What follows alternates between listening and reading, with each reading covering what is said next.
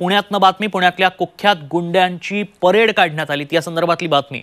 एकीकडे विरोधकांनी सत्ताधाऱ्यांवर गुंडांशी संबंध असल्यासंदर्भात साटेलोटा असल्यासंदर्भात आरोप केले होते, प्रत्यारोप केले होते।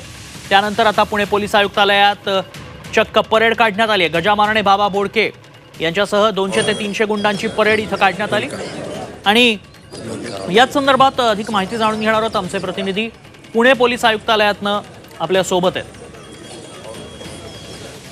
पण तत्पूर्वी काय नेमकी प्रतिक्रिया दिली आहे पोलीस आयुक्तालयात बघूया।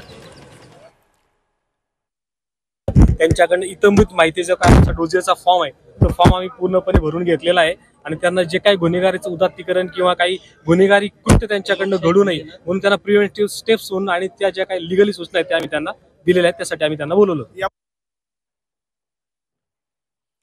आणि थेट जाऊयात, आमचे प्रतिनिधी पुणे पोलीस आयुक्तालयात सध्या त्यांच्याकडे। अरुण, काय पोलिसांनी सूचना केल्यात, काय समज दिली आहे?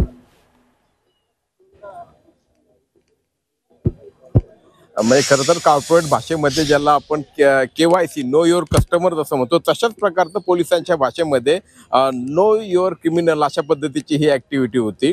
आत्ता जिथे उभा आहोत हे खरं तर पार्किंगची जागा आहे। आज पहिल्यांदाच इथे ही सगळी जागा मोकळी दिसते। त्याचं कारण म्हणजे केवळ काही म्हणजे 5-10 गाड्या इथे आहेत पोलिसांच्या, या व्यतिरिक्त या ठिकाणी काहीच नाहीये। कारण इथे सगळ्या जागेवरती, या संपूर्ण जागेवर मोठ्या संख्येनं इथं बोलवण्यात आलेले गुन्हेगार जे रेकॉर्डवर आहेत ते त्यांना इथे आणलं गेलं होतं। वर्तुळाकार ते सगळे इथे उपस्थित होते।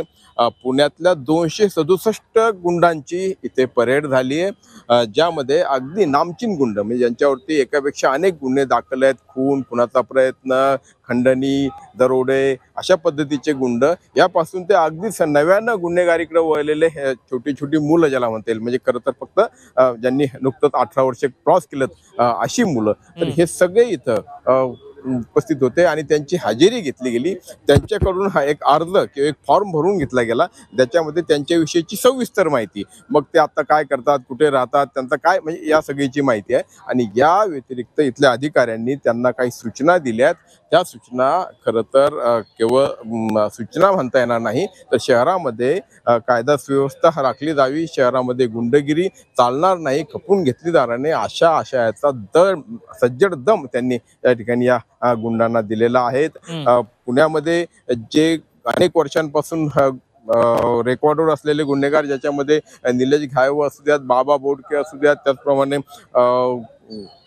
टिपू सुलतान नावाचा एक गुंड आहे, तो गजानन मारणे, या सगळ्या लोकांना इथे हजर करण्यात आलेलं होतं आणि त्यांची हजेरी इथे गुन्हे शाखेच्या अधिकाऱ्यांनी पोलिसांनी अगदी तंबी दिली आहे असं म्हटलं तर वावगं ठरणार नाही। धन्यवाद अरुण, आपण दिलेल्या सगळ्या सविस्तर माहितीसाठी।